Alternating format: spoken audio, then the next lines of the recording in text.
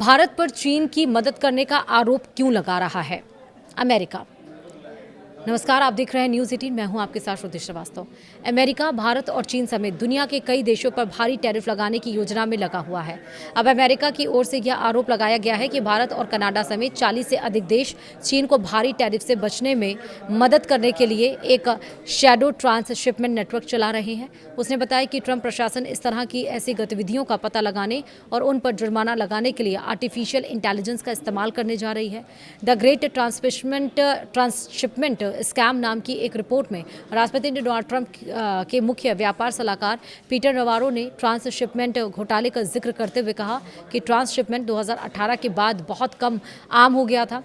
तब ट्रंप प्रशासन ने अनुचित व्यापार प्रथाओं का मुकाबला करने के लिए चीन के खिलाफ सेक्शन 301 के तहत टैरिफ लगाए थे।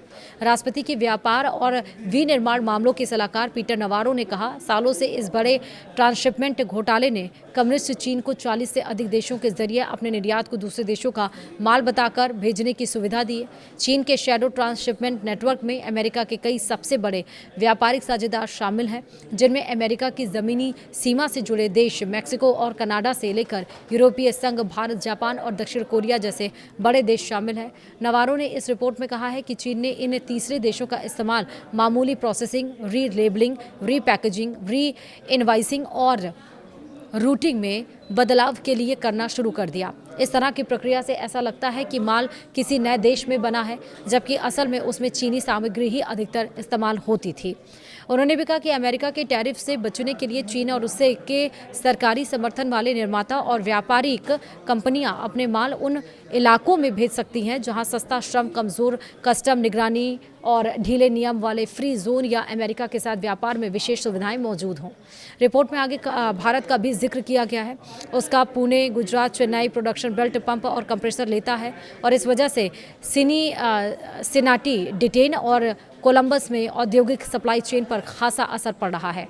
नवारो ने कहा कि पुणे से भारतीय माल के तौर पर निकलने वाला चीनी पंप सिनाटी, डिटेन या कोलंबस में मशीनिंग से नहीं गुजरता।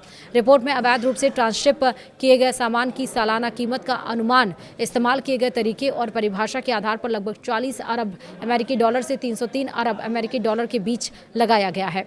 हालांकि अमेरिका अब इस पर अंकुश लगाने की कोशिश में लगा है। नवारो ने घोषणा की है कि अमेरिका अपने समुद्री तटों पर पहुंचने वाले ट्रांसशिप किए गए सामान की पहचान करने के लिए AI सक्षम डायरेक्टिव बॉर्डर का इस्तेमाल करेगा।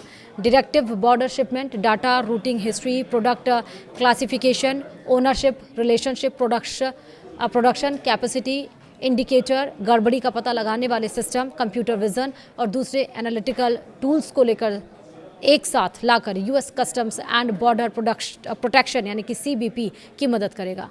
वहीं रिपोर्ट में कहा गया है कि इसका मकसद CBP की उस क्षमता को बेहतर बनाना है जिससे वह सही नियर शोरिंग और विदेशी निवेश को गैर कानूनी पास थ्रू ट्रेड से अलग पहचान सके, साथ ही ज़्यादा जोखिम वाले शिपमेंट की पहचान कर सके और एनालिटिकल नतीजों को रोक टोक, ड्यूटी, कलेक्शन, पेनाल्टी और बैन जैसी कार्रवाई में बदल सके।